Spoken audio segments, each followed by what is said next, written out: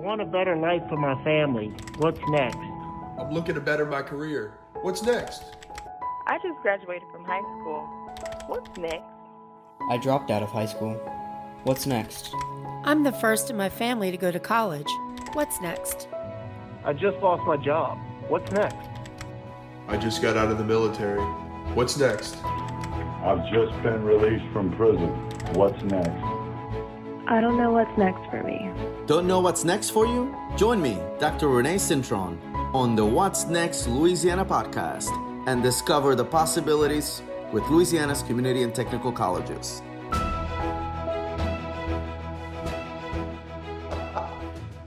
Welcome to the What's Next Louisiana podcast. This is a place to inform and inspire. If you're looking for a change in career or trying to learn more about what career options are available across the state, this is the podcast for you. We have a very interesting topic, as we always do, talking about reentry programs and completing high school equivalency across the state. We have an excellent panel from the Department of Corrections to Fletcher Technical Community College. We'll have some folks join us, but I want to start with the Department of Corrections with the Education Director, Aggie Thibodeaux. If you can tell us a little bit about yourself, your experience with the programs here in Louisiana, and just give us a sense of what is a reentry program. Good morning, everyone. My name is Aggie Thibodeaux, and I'm the current Education Director for the Department of Corrections. I've been in this capacity for about 2 years. However, I've been with the department for about 10 years.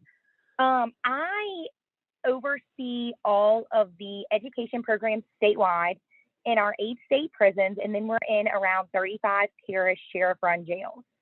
And we oversee programs ranging from literacy, high school equivalency, career and tech ed training programs, industry-based certification programs, college degree programs, essentially anything that a free person would have access to on the street, we offer for the incarcerated population.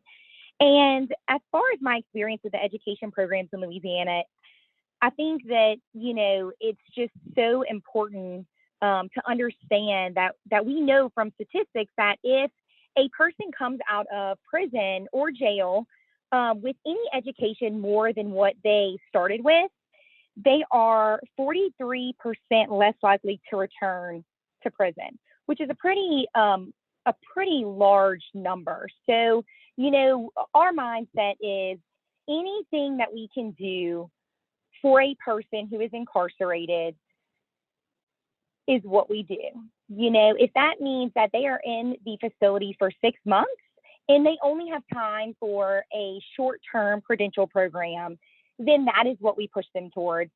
Our goal is ultimately always get them a HiSET and get them a credential. We know it's important that they leave with their high school equivalency, and we know it's important that they leave with a certification of some sort so that they are more job ready. And, I think just understanding, the need for this population to have educational services is so important, because and you'll hear Sandra talk about it. Sandra was actually one of my students right when I started at the women's facility 10 years ago. And it was a long journey for her, but she didn't give up. She was persistent. And, I always like to tell our students, it may not be easy. You're an adult. You haven't been in school for quite some time. However, it's possible. There's people like Sandra who it took 10 years or longer maybe for them to reach the level that they needed and wanted to reach, but it's possible for any adult to do. And I think just we always have to continuously to motivate our students, because it's just different when you're an adult. You're set in your ways, but just it's so important that they release with a credential and a high school equivalency. That's great, Andrea. Thank you for that. And I know we're going to get into some of the benefits. You already mentioned one of them, which is 43% less likely to return. And you also made a small introduction to Sandra Hall, who's with us. And I want to ask you, Sandra, a little bit about you. Go ahead and introduce yourself. Tell us your experience. What has been like for you to go through a program and to be able to achieve your goals? Well, my name is Sandra Faye Hall. First and foremost, I was sentenced to 31 years in prison. My goal was to get my high school diploma because I dropped out in 11th grade. When I got to prison and I got in school, it was a hard struggle for me because I felt like by me being out and I was on drugs real bad, that my comprehension wasn't where it needed to be. I had lost what I knew then, and it just kind of took a toll on me. So I started school. So I went to literacy, then I went to pass the JCEP, that's the next level, and I got in HiSET, and I met Ms. Buttress. The struggles were hard because I couldn't comprehend a lot of things. My first subjects that I comprehended well was social studies and history and math. Then I went on to language. But my reading, I couldn't comprehend it well. I didn't know what words went with what or how I needed to do it. I got tired. I got frustrated. Some days I wanted to quit, but I had to push on because my goal was to get my high school diploma. And I stayed in school almost 15 years. And finally last year, of August 21st, I got my GED before I got out of prison.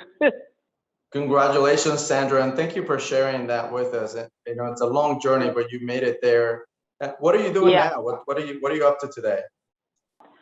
I got out January 12th, and in March, I was struggling with my surf save.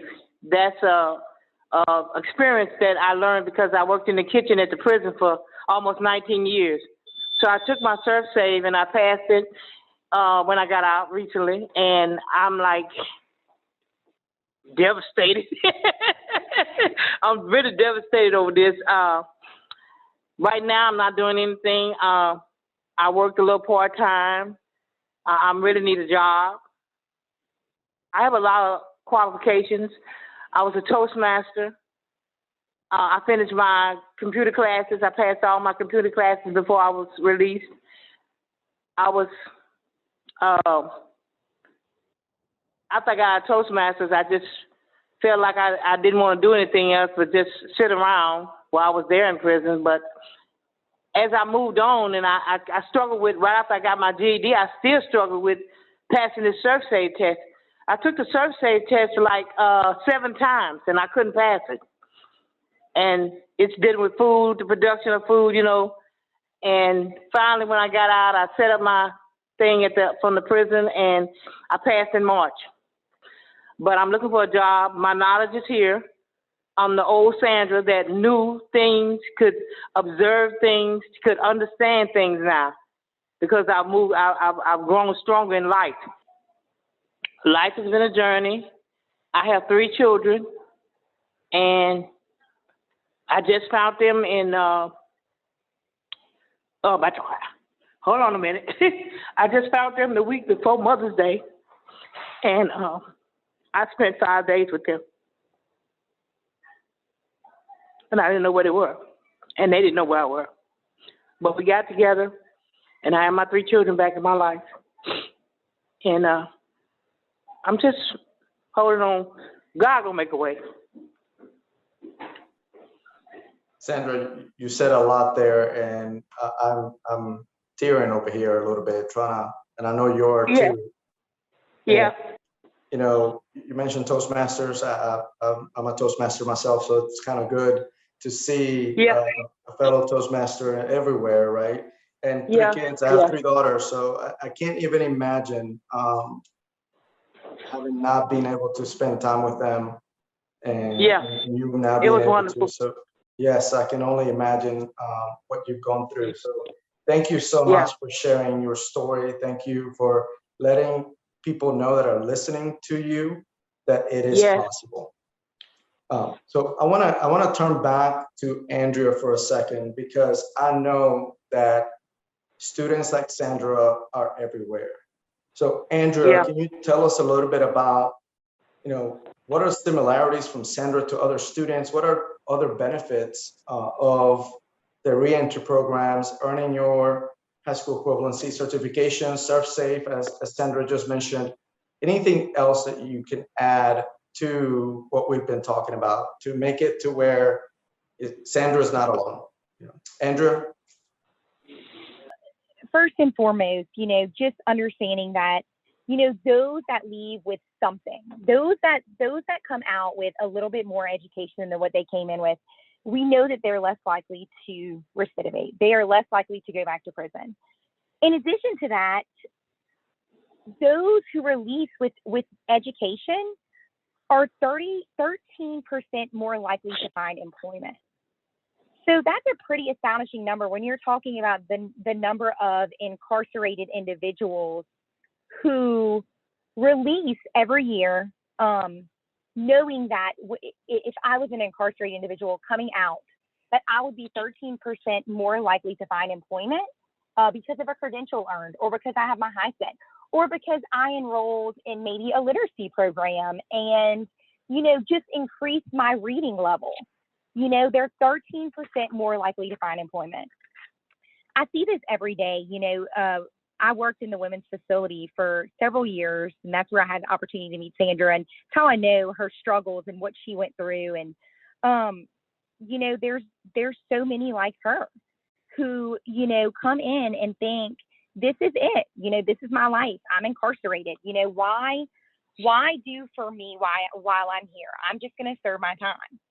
And one of the things that we always encourage our students to believe is to, number one, believe in themselves, but also know that they're helping by earning an education. They're helping their families, they're helping their friends, the community.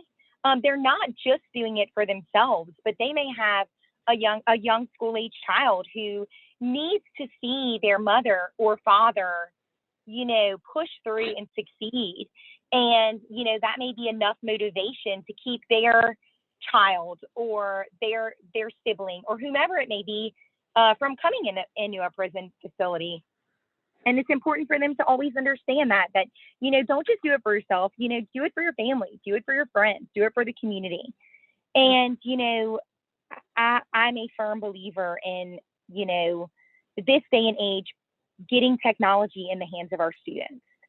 I think that our students cannot release without having experience with using a computer. One of the things that we implemented over the past few years is implementation of launch books, which is essentially a laptop for our students. So our students who are enrolled in college degree programs actually have their own device assigned to them. And then our students who are in our HiSET literacy, career and tech ed training programs are all able to check out these devices as well. In addition to just those training programs, we offer digital literacy skills training, and we even offer computer coding training. And I always tell our teachers and our students, get your hands on a device. Make sure that you are learning how to work a computer, making sure you know how to type a resume, or how to navigate a Word document or an Excel document. It's just so important that they release with that knowledge, because this day and age, if you don't know how to use technology, you can't use a cell phone or your car, or know how to use an ATM machine. So I think that, all of the programs that we offer in our facilities are, obviously so important for reentry success for those who are releasing facilities. Technology is extremely important. You made some very good points there. And I was just having a conversation this morning about phones, and you mentioned the cell phone or the smartphone that, does everything else, and a small percentage of its usability is actually talking. So knowing how to maneuver those is very important. Another point that you made that made me think about something is the fact that students come to us for something other than the credential or the high school diploma or the degree. They come to us to get a better job or get a raise or make their mama proud of something I said, but you bring up another point, make their kids proud as well. So the excellent points, Andrea. I really appreciate how you connected Sandra's story to other benefits and other programs that you have, in addition to in addition to what Sandra shared with us, Andrea, you shared the likelihood of getting a job with this training increases as they earn their certificates and so on. So thank you both. I'm going to come back to you all a little bit later in the episode. I want to turn to our friends at Fletcher Technical Community College and start with Aggie Thibodeaux, who's the Dean of Student Services at Fletcher Technical Community College. Andrea, how are you? Tell us a little bit about you, what you do in student services there. And I know we're going to talk about Falcon Academy, so you can throw that one in there as well. Okay, thank you so much for having us here today.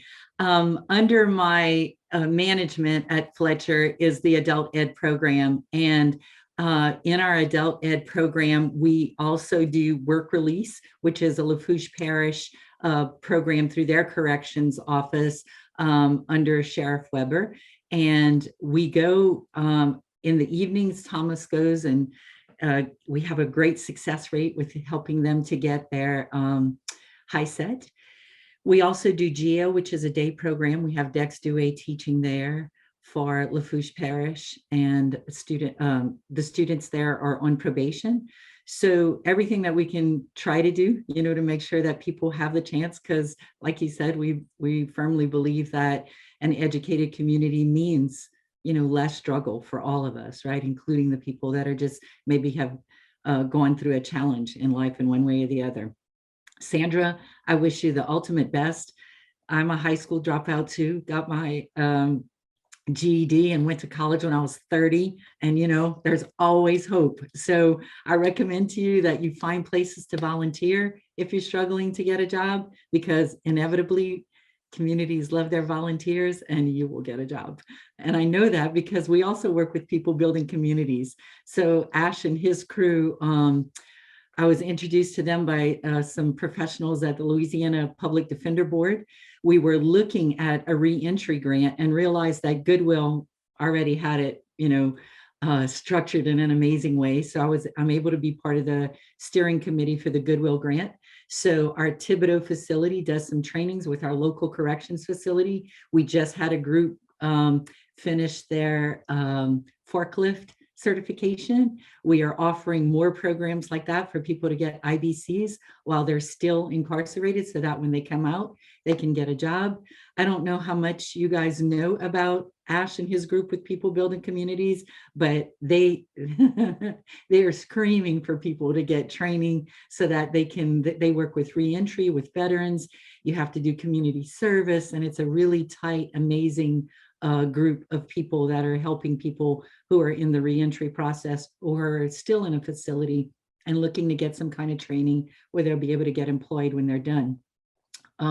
It was Dr. Eric Stilling and the attorney Jean Feria who wanted to work on a grant with me, and they found an OJJ grant that we could help young people to be able to not even enter the system, which is, it's an alternative to detention. Let's catch you that first, second time you get in trouble before you have that OJJ experience, to be able to go in, get educated, get training and that kind of stuff. And I'm gonna let Aggie tell you more about that because it's her baby and her program. And Ian is one of our success stories as he progresses through that and gets some education and training.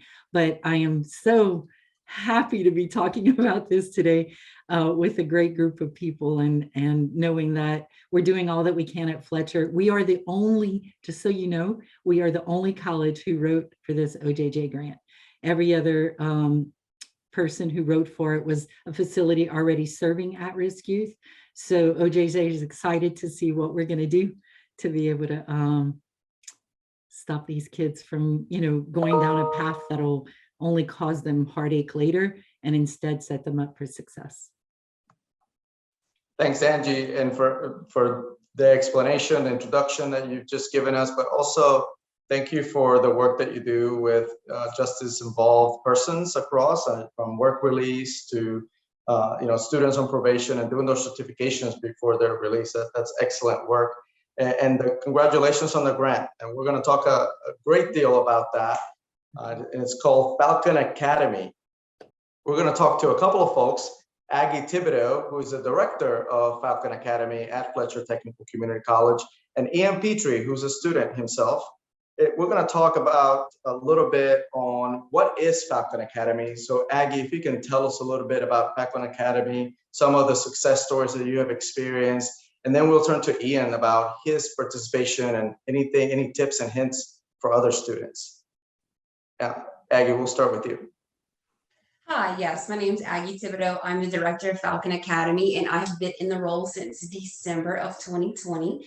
So our program is an alternative to detention program for youth 16 to 18.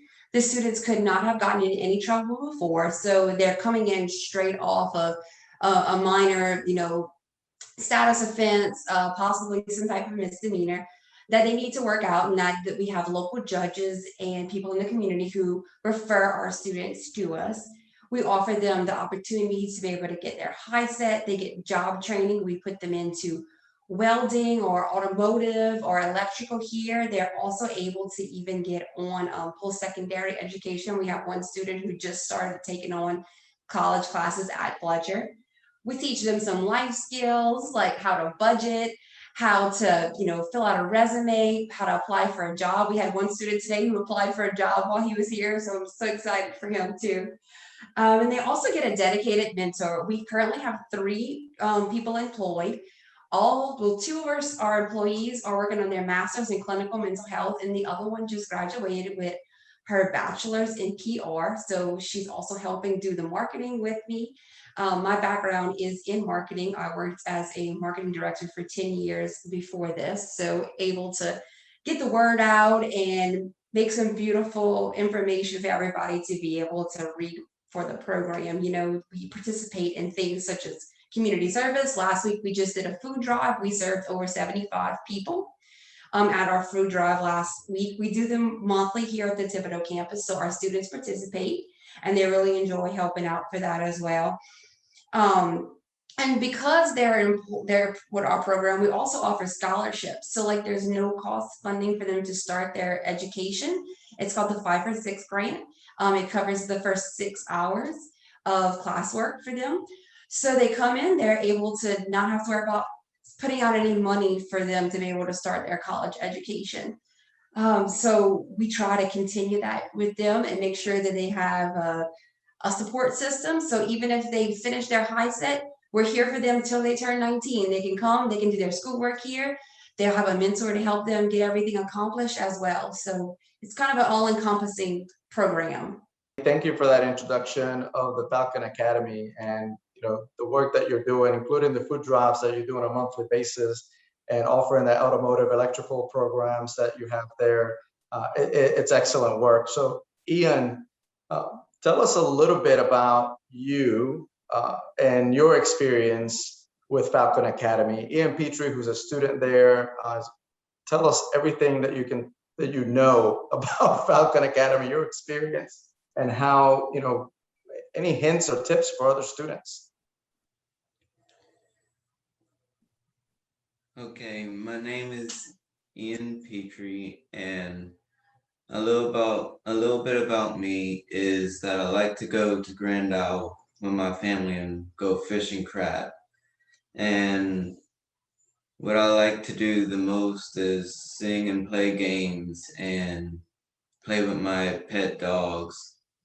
And a little bit about Falcon Academy is that they have really good mentors and counselors, and that they do a good job keeping us out of trouble. And we have a little bit of games that we play over here, and we also do a little bit of anger management lessons. Thank you, Ian. What are you studying? What kind of classes are you taking? I'm taking my GED, and I'm also enrolled in automotive. You're doing both of those at the same time? Yes, sir. That's excellent. Which one do you like better? The automotive, hands-on, or I know you mentioned singing and playing games earlier. So what's your favorite class? Automotive. Tell me a little bit about why is it your favorite class? What do you like about it? It's a lot easier because I'm more of a hands-on person. Gotcha. So then when you're done, you'll have your high school equivalency, your HiSET, and your automotive. Is it a certification? I see your head shaking yes. So Yes. I'll take that as a yes. So you'll have both of those. Any tips for students? What would you tell other students, to do or not to do as they're going to classes, as they're studying? What would you tell other students? Just find their groove that goes with what they need to do. Find their groove. I love it. Sandra, I know you've been hiding it behind the phone there for a minute, and I want to bring you back to the conversation to have both of the students here, Ian and Sandra, together. Sandra, same question to you. What would you say other students, what would you tell other students to do? Any tips or hints for other students in being successful? Well, when I first, my favorite subject is math, and I passed that tremendously, like I told you. I used to see a lot of students that were struggling, they couldn't divide a problem, or they didn't know how to subtract, or they didn't know how to add their zeros to make the answer correct, and I would stop doing what I'm doing in the other part of classes, or some of the students that live by me, when we were housed at the prison, and they would ask me to help them with their work, and I would take my time and I would show them step by step how to do it. Because I know, and I understood, but I wanted to show them an easier way where they could understand, and they would have a problem like, oh, I can't do this, but you can do it. It's no such thing as can't. It was a struggle. I was 60 years old when I got my GED, and guess what? It was a struggle those 15 years almost, and I was determined. And I would always encourage a person, if you need help, if you need to do this, if you don't know how to spell something, or if you just need somebody just to talk to about learning. And I'm very positive on that part. My struggle, I pass it on to anybody who wants it. I'll teach them anything they need to know if I know it. I'll show them the easiest route to go so they can understand it. Because everybody's mindset of thinking is not the same. So I encourage each person to don't give up. Just keep going. It gets tiresome sometimes, but just keep on going. I love it. Don't give up, keep on going. And then from Ian, you have find your groove. So I think with those two pieces of information, anybody can get through the program here. I mean, you can always give out, but don't never give up. That's you right. Can give that's out, right. You get out, you get tired, but don't give up on it. You got to keep your hope.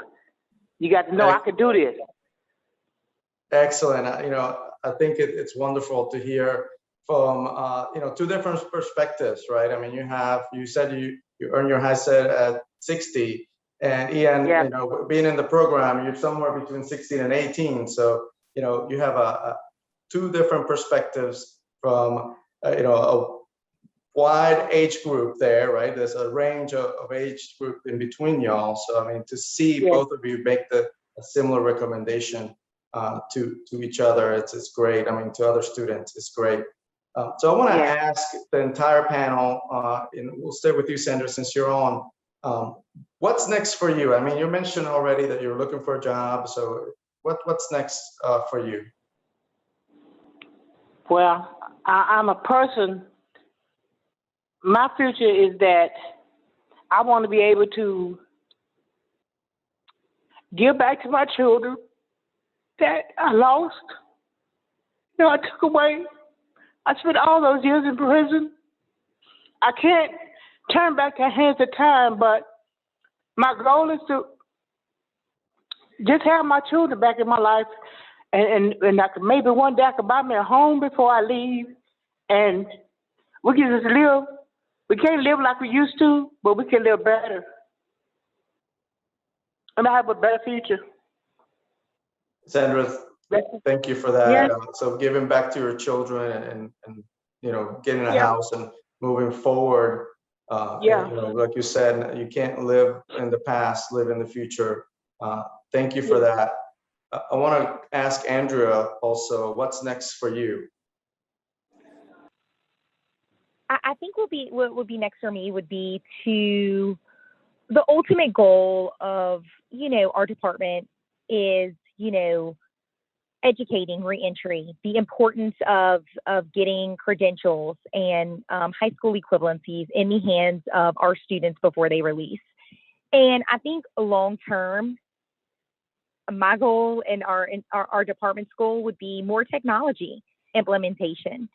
We currently have a large amount of technology, but I think that it's so important that every single offender, not just students, have access to computer devices. And, I think my long-term goal would be, number one, for every student, it to be a one-to-one device where it would be like they were in, a normal high school or a normal college where they have their own device that they bring back and forth to the dorm with them. I think that would ultimately be my number one goal, but also just to continue to educate and, make our communities better and help families. And I think it's just so important that, the more students we can put through credential programs and adult ed programs, the more the merrier. We want everyone to have an opportunity to become educated while they are incarcerated. Thank you, Andrea, for that. And I know you mentioned technology before, but digital literacy is so important, not just personally, but also professionally. I mean, to move through one career to the next. I mean, you have so many individuals that have multiple careers in their lifetime. And they're all going to involve some sort of technology. Angie, what's next for you? You don't have enough time to hear it all. I think I'm going to start playing music again. There's a band that wants to form, that kind of stuff. So Ian, we'll have to talk about the singing thing. To continue, to try to make a difference in this world, I think is my ultimate goal. We want to take Falcon Academy, hopefully to even another level. Aggie and I have been talking about maybe serving at-risk youth who are in school but could come in and do mentoring and IBCs and stuff like that. We offered some IBCs to our Falcon Academy students too. They're doing that this summer, so they'll get some training. Other than that, be Lincoln's grandma and continue to hopefully be a really dynamic team leader at Fletcher Technical Community College. I get to work under a great boss, so it makes every day of work fun. And I think to make a difference in this world, I was listening to Sandra and Andrea, and I know the work that you do, and listening to Ian, and he's just getting started, and Aggie and her career in higher ed, to just hopefully that we all just get to keep moving forward and making the world a better place, full of love and nurturing and all the things on the sign behind me. That's excellent, Angie. I love everything you said there, especially looking forward into especially looking forward as people grow. I think that's great. And then I see that you're going to recruit Ian into your musical expertise, because I know you're an excellent musician. So that you've just made a connection here. Aggie, what's next for you? Well, personally, I am almost finished with my master's in clinical mental health counseling as well. So I have 3 more semesters left. So finishing that and running to the goal would be great. As far as the program goes, I hope to have even more students involved in the program and get the word out in the community about what we're doing and changing students' lives. I hope to have this to be an entire compound and be able to bring this to more colleges throughout the state, maybe throughout the country, if we will, and change the whole perception of what an alternative to detention is, and showing them that you don't have to put them in a facility. You can be able to get them educated and get them job training and give them a bright, big future ahead of them by just building them up and not tearing them down, but having extremely positive attitude with each student, regardless of the behaviors, and making the world is a better place, making our community a better place. I work with great people, I work for great people, and I just want to continue to see this program grow into something bigger and beautiful. Thanks, Aggie. Well, first, congratulations on almost being done with your master's. That's excellent. And I can't wait to see where you and the team there take Falcon Academy next, maybe the International Space Station or, all over the world, right? Right. So that's awesome that you have those type of vision. Ian, you're the last one here. What's next for you? Hopefully going to personally, hopefully going to the military and doing automotive in the military. Well, thanks, Ian. I want to take the time to thank every one of our panelists here today, because you took time out of your schedule, out of the things and tasks that you're working on that you just described. I just took that away from everybody else. So I want to say thank you very much. I mean, looking at the future and Andrew talking about technology and how it's important to increase the credentials earned. Sandra, you're talking about spending time with your family. That is what it's about, right? I mean, we want to continue to do that. Angie, and you mentioned Lincoln, and I know you kind of passed that by real quick, but that also goes with spending time with family and looking forward and continuing your education like Aggie's doing and Ian's doing, going into the military, because you're going to go through technical training too. So there's all of this involved where I see the connection. What you just said, what's next, is family and education, is what I heard. So thank you all very much for being here. And expressing the importance of the high school equivalency, the importance of reentry programs, the importance of alternate programs as well. Andrea Boutrous from the Department of Corrections, Sandra Hall, a student graduate, mom, and more to come. Also on here, Angie Pellegrin, Dean of Students with Fletcher Technical Community College. Also with Fletcher, Aggie Thibodeaux, the Director of Falcon Academy, and a student of the Falcon Academy, Ian Petrie. Thank you all very much for, again, taking the time to be here and sharing your expertise and your knowledge with the rest of the listeners of the podcast. This has been the What's Next Louisiana podcast. You know how to get in touch with us with lctcs.edu/what'snextla. And we always entertain messages and emails, and we try to answer your questions. Thank you all very much. Y'all have a great day. Before we wrap things up, we want to take the time at the end of each episode to answer some questions from our listeners. If you have a question you would like us to answer, email us what'snextlouisiana@lctcs.edu. You can visit us online at lctcs.edu/what'snextla or tweet us at GoLCTCS. A special thanks to the What's Next Louisiana podcast team. Aquina Grant, LCTCS Director of Communications. Landon Corbin, LCTCS Coordinator of Digital Outreach. April Smith, North Shore Technical Community College, Livingston Campus Dean. Jason Leader, Nunes Community College, Director of Communications. Darian Atkins, Louisiana Delta Community College, Director of Community and Public Relations. Until next time, I'm Dr. Renee Cintron asking you, what's next, Louisiana?